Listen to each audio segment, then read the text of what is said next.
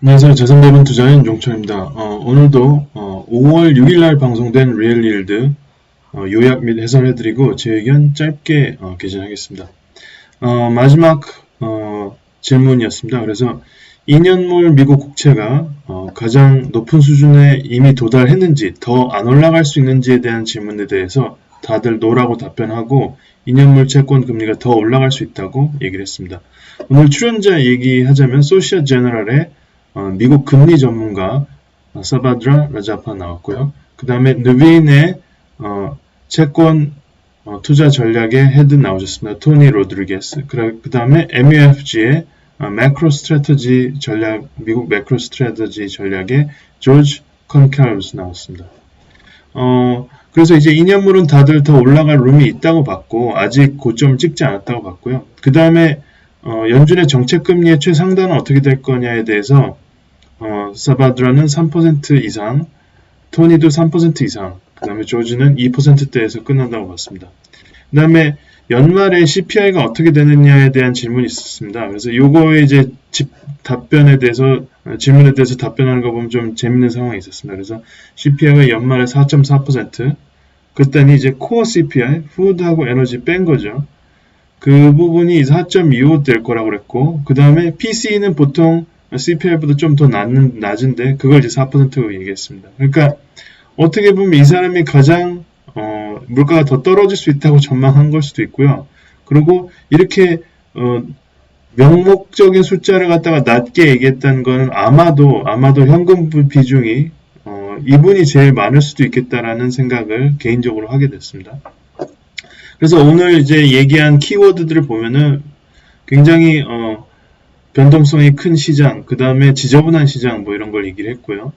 그 다음에 결국에는 뱅크 오브 잉글랜드에서 이제 스태그플레이션 리스크를 명확히 좀 얘기를 하셨죠. 그래서 내년에 이제 침체로 갈 확률을 얘기를 했습니다. 물가는 계속 고공행진을 하면서 모든 경제 주체들이 힘들어하면서 이제 결국에는 리세션이 오는 것을 이제 언급을 하셨기 때문에 이 부분에 대한 언급이 좀 있었고요.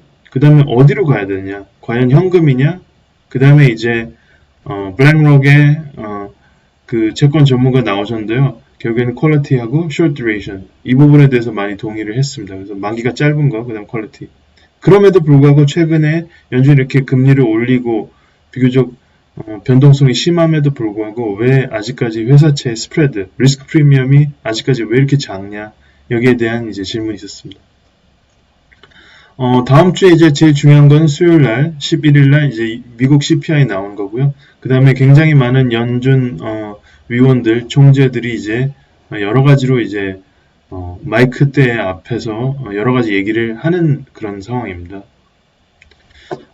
결국에는 이제 굉장히 변동성이 커서 일주일간 결국에는, 나스닥 같은 경우에는 더 빠지긴 했지만은 S&P 같은 경우에는 주초하고 주말하고 이제 결국에는 동일한데 이 부분에 대한 얘기를 했고요. 그 다음에 언제 과연 연준이 눈을 깜빡할 것인가, 조금 이제 반응을 할 것인가 이런 얘기죠. 눈 깜짝 안 하고 지금 금리를 올리고 있는데 언제 그런 게 좀 바뀔 수 있냐에 대한 질문이었습니다. 그래서 이 롤러코스터 장세에 자기도 적응하기 힘들다 얘기를 했고요. 분명히 실질 금리가 더 지금 높아진 상태다. 그 다음에 BOE, 뱅크 오브 잉글랜드의 그 스태그플레이션 리스크에 대한 인지, 이것이 곧 무엇을 말해주냐면은 유럽과 미국에서도 이게 어떤 양태로 이루어질 것인지에 대해서 우리가 이제 생각해 봐야 되는 상황이라고 얘기했습니다. 그리고 지금 그냥 자산 가격이 유지만 해주는 것만 해도 그게 사실 올라가는 듯한 그런 느낌이고, 그 다음에 변동성이 높고, 그 다음에 아무래도 유동성은 점점 줄어들고 있고, 지금이 불확실성의 최고점이 아닐까 이런 얘기를 합니다. 앞으로 이제 여름 이후의 그 전망은 참 어렵다 이런 얘기를 하는 겁니다. 그래서 이제 가격의 재발견이죠. 그래서 유동성에 대한 지금 재발견, 결국에는 QT가 일어나면서 이런 부분이 이제 발생한다는 얘기하고, 이게 새로운 이제 어떤 리짐이라는 거죠. 새로운 형태의 구조다 이런 얘기를 할 수 있습니다. 새로운 구조. 그래서 연준은 결국에는 눈 하나 깜짝 안 할 것이다. 언제까지 깜짝 안 하냐. 그 채권 시장이 진짜로 부러지기 전까지는 눈 하나 깜짝 할 것이 아니다. 그래서 중요한 건 채권 시장의 그 크레딧 스프레드를 정확히 봐야 된다는 거를 애들러 이제 얘기를 한 것으로 보입니다. 모하메드 엘 에리안이 이날 이제 좀 일찍 나오셔서 하신 말씀은 연준이 너무 시장에게 나이스 하려고 했다. 잘하려고 했다. 그렇지만 이제 사실은 그 수많은 불확실성을 언급을 했지 않습니까? 향후의 불확실성은. 수많은 불확실성이 우리 앞에 있는데 그럼에도 불구하고 75bp 인상을 갖다가 테이블에서 걷어치웠다는 거는 이게 앞뒤가 안 맞다는 거죠. 그죠? 불확실성이 너무나 많은데 어떤 한 그 정책 수단을 자기 이제 테이블에서 제거해버렸다는 거는 앞뒤가 안 맞는 거고 이것을 이제 시장이 간파한 것이라고 이제 얘기를 했었습니다. 그리고 에버코어는 굉장히 좀 신랄하게 이제 비판을 했는데요. Powell's mistake was to strike a tone that prematurely invited the easing of financial conditions. 그러니까 약간이라도 그렇게 뭔가를 배제하는 거는 상대적으로 완화적인 스탠스인데 The market's mistake to rally hard without sufficient new information to warrant this in conditions in which such a rally could not possibly be sustained. 그래서 지속될 수 없는 랠리를 그 가격의 상승, 주식시장의 상승이 이런 불확실한 상황에서 일어났다는 거죠. 결국에는 뭐 Powell's mistake도 나오지만 Market's mistake도 나오죠. 자, 그래서 제이 파월이 지금 실수를 한 것이냐 그래서 서바트로는 아니다. 실수는 아니다. 오히려 이제 지금 뱅크 오브 잉글랜드에서 이렇게 스태그플레이션 리스크를 강하게 이제 은행장이 얘기했다고 해서 그 부분을 대조하는데 사실 BOE의 MPC Monetary Policy Committee 그 위원회의 그런 기록들을 보면은 얘네들도 의견이 굉장히 분분하다는 걸 우리 알 수 있다. 그리고 미국의 이런 처방이라는 게 US Treasury 그 미국 연준의 그런 처방이라는 게 굉장히 사실은 까다로운 것이다 얘기를 했고요. 그 다음에 75pp를 오히려 그 배제하지 않고 그냥 그럴 가능성도 있다고 언급하는 거는 오히려 연준의 그런 정책 실기를 너무 적나라하게 이제 인정하는 꼴이기 때문에 이거는 미스텝이 아니다. 50bp씩 두세 번 인상하면 같은 효과를 낼 수 있다. 그 다음에 이제 사실 토니는 작년 가을에 연준에 이제 그 빨리 긴축으로 점진적으로 들어가지 않은 것, 물가 상승이나 아니면 고용이 이제 가속해서 늘어나는 것 이때 먼저 행동하지 않은 게 사실 그 실수고 그 다음에 이번 변동성이 큰 이제 수요일날 연준 의장이 미국 시간으로 이제 연준 의장이 발표를 할 때와 그 다음에 이제 프레스 컨퍼런스를 했을 때와 그 다음날의 그런 변동성은 사실 시장의 그런 해석의 미스테이크다, 실수다 이런 얘기죠. 그 다음에 연준은 이제 결국에는 신뢰를 이제 크레디빌리티를 구축하려고 이제 끊임없이 노력할 거고 그 대신 이제 4분기에 대한 예측은 상당히 좀 힘든 측면이 있다 이렇게 얘기를 했습니다. 이 사람은 이제 조지 컨켈브는 오히려 모하메드 알 에리안의 그 얘기에 오히려 동의한다. 연준이 참 너무 일찍 그 컴포트 존으로 편안한 존으로 이제 오려고 했고 75p 안 한다는 얘기는 할 필요가 없었다 얘기였고요. 그 다음에 BOE가 차라리 더 투명하다. 그리고 연준은 지금 빨리 긴축을 해야 되고 지금 이제 제대로 안 하면은 지들 빨리 프론트 로딩을 안 하면 오히려 리세션하고 스태그플레이션 둘 중에 하나밖에 없다. 그러니까 아직도 다른 의미로 얘기하면 연준에게 소프트 랜딩의 찬스가 조금이라도 있다고 이제 보시는 분입니다. 역으로 얘기하자면 이거는 이제 역자 해설이고요. 그 다음에 우리가 이제 채권의 만기가 긴 쪽의 금리가 지금 올라가고 있는데 이거는 미스터 마켓의 반응이다. 네가 연준이 이제 앞단의 금리 인상을 한 번에 75pp나 이런 거를 제한적으로 이제 캡을 씌워놓고 그런 게 없을 거라고 얘기한다면 그러면 롱엔드 뒷단이 확 더 올라가면서 더 이제 가파라진 이제 일드 커브를 볼 수 있다는 거죠. 그래서 조나탄 페어는 자기도 의아하다는 거죠. 앞단의 금리가 지금 뭐 이렇게 2점 뭐 7, 8 이렇게 되는 거는 이해가 간다. 우리가 이제 0.5bp씩 앞으로 남은 미팅 동안 한 두세 번 올리고 또 이렇게 진행될 걸 보면 이건 이해한다. 근데 대체 뒷단에 뭐 10년물, 20년물은 참 혼란스럽다. 많은 사람들이 나와서 결국에는 yield 커브가 10년물이나 30년물이, 20년물이 더 금리가 줄어들 거라고 생각했는데 왜 이렇게 됐냐? 연준이 금리 단기 정책 금리를 올리면 빨리 올리면 올릴수록 이렇게 뒷단은 오히려 금리가 줄어들 거라고 예상했는데 왜 지금 벌어지고 있냐 이 얘기를 했습니다. 그래서 사바드라가 본드 일드라면 독일 국채가 지금 올라가고 있다는 거죠. 그래서 이제 125pp에 가까워지고 있다. 마이너스 금리였던 본드 일드가 이제 125pp에 가까워 오니까 미국 당연히 US 트레저리도 10년물이나 장기물이 325bp, 3.25% 가까이 되는 것은 당연하다. 그래서 롱엔드 펀드, 롱엔드 그 T빌, 그러니까 만기가 긴 채권은 사실 전 세계 채권의 이자하고 연동돼 있다는 거죠. 그래서 JGB, 일본의 일본 국채하고 독일 국채의 금리가 낮으면은 함께 이제 따라 내려오는 그런 현상이 있지만 반대로 본드 일드하고 JGB 일드가 올라가면 같이 올라간다 얘기를 했고요. 그 말에 동의한다. 토니가 있고. 문제는 지금 어디서 좀 터질 가능성이 있냐면 모기 레이트가 사실은 평상시보다 200bp, 2%도 지금 높다. 그래서 이게 주택시장의 문제를 야기하기 때문에 여기가 이제 고점이라고 지금 본다는 거죠. 어느 정도.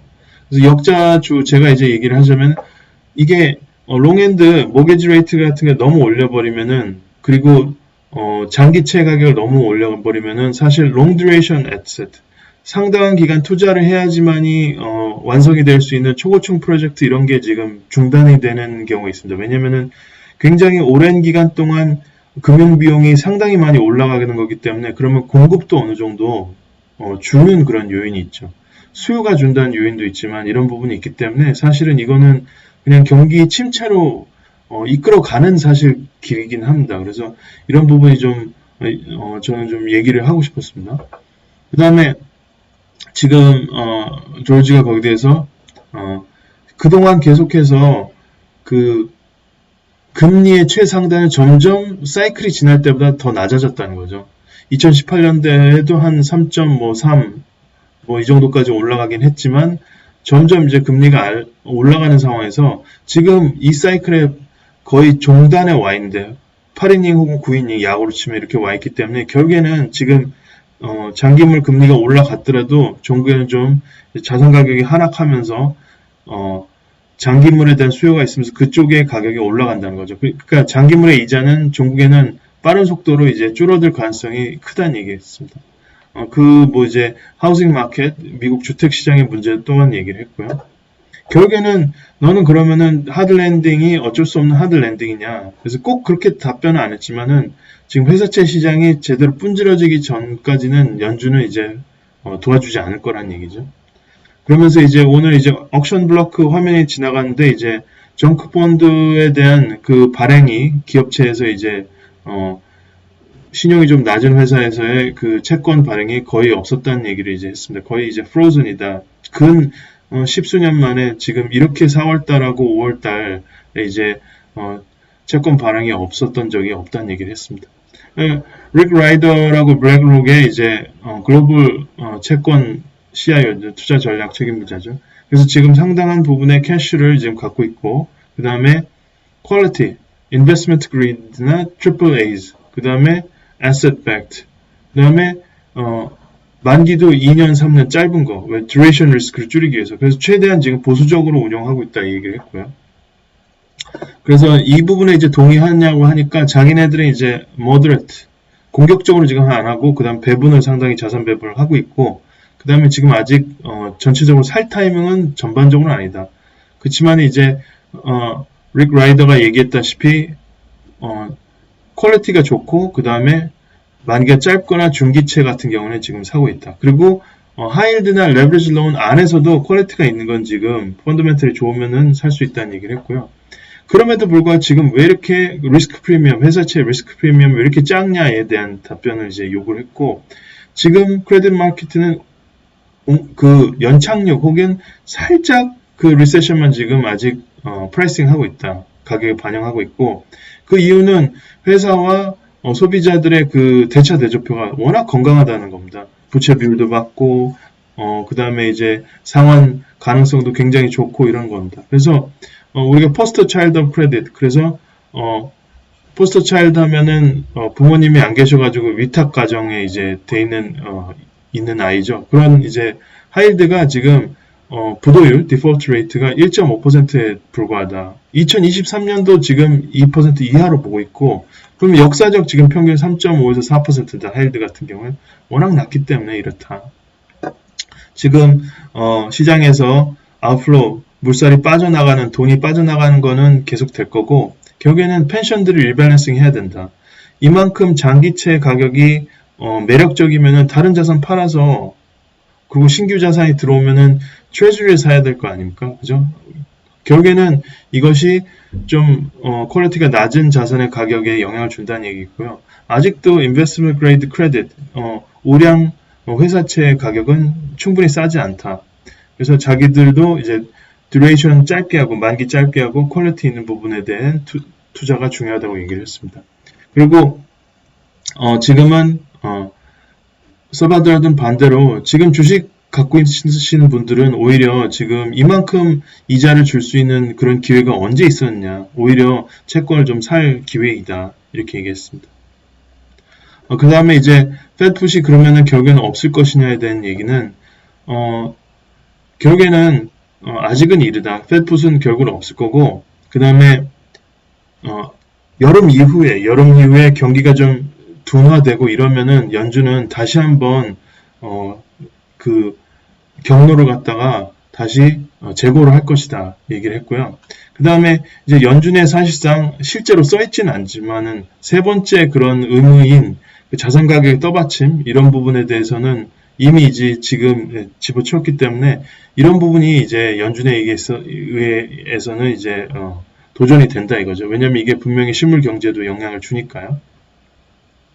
그래서 짧게 제 얘기 말씀드리자면은 항상 제가 강조하는 건데 겸손한 마음에 다변화한 자산 배분을 해야 된다고 생각합니다. 너무 단순하게 이제 자산 배분하는 것보다 디테일하게 여러 자산에 좀 배분을 해서 우리가 지금 많이 올라간 뭐 원자재나 그 다음에 부동산 이런 부분 그리고 더 떨어질 것만 같은 채권 이런 데서 모든 것을 이제 완벽하게 하려고 생각하지 말고 제가 이제 4월 16일날 제시한 그런 배분처럼 좀 한쪽에서는 깨지고 한쪽에서는 더 얻을 수 있는 그런 배분을 좀 하자. 그리고 보험료를 좀 지불하자 이거죠. 우리가 모든 자산 투자에서 우리가 이길 수 있지 않다. 이 부분을 명확히 해야 되고 결국에는 주식을 투자한다고 하면은 그리고 채권을 투자한다면 영업현금 흐름이 좋은 기업 그리고 물가 상승 수혜 기업 너무나도 이제 당연한 말씀 드립니다. 그래서 기계화, 자동화, 브랜드 파워가 다 있는 것. 이거 이제 미국의 대표 전기차 회사가 떠오르긴 합니다. 이제 그리고 결국에는 long duration growth 장기적 성장 전망이 좋으면서도 짧게 현금이 잘 들어오는 회사에 지금 투자를 해야 된다 이렇게 생각합니다. 그래서 저는 뭐 예를 들자면 줌 같은 경우에 지금 돈을 잘 벌고 있고 그 다음에 장기적 전망도 괜찮다고 생각하거든요. 그런 시장의 이런 균열점에서 우리가 결국에는 지금 역설적으로 투자의 기회가 있는 시기이기도 하다고 생각합니다. 그래서 빅텍이지만 브랜드가 있고 현금 흐름이 있고 성장 전망이 있는 앞단에 얘기를 했습니다. 그래서 저는 키워드가 로봇, 소프트웨어, 그 다음에 하이엔드 브랜드 파워. 경기가 만약에 후퇴한다고 하더라도 하이엔드 쪽에 그 돈 있으신 분들의 수요는 그렇게 크게 줄지 않기 때문이죠. 그 다음에 우리가 reuse, 재활용, 뭐 중국의 거린메이 같은 기업들, 뭐 그런 것들이 지금 테마가 될 거라고 생각합니다. 그 다음에 결국에는 한국의 주식 투자는 바이 앤 홀드는 비추천이지만 대기업의 대주주 과세 완화 이전에는 그렇지만은 B2C 기업 중에서 수직 계열화된 산업 이런 산업은 중국이 공급하지 못한 제품 최종 제품은 결국 한국에서밖에 제공하지 못하지 않나 그런 생각을 해봅니다. 그래서 이상으로 마치고요. 그래서 마지막 이제 이런 부분은 좀 트리키한 부분입니다. 오히려 한국의 헤지펀드에 펀드를 가입을 하는 게 더 좋은 방법이지 않을까 이런 생각을 해봅니다. 이상입니다.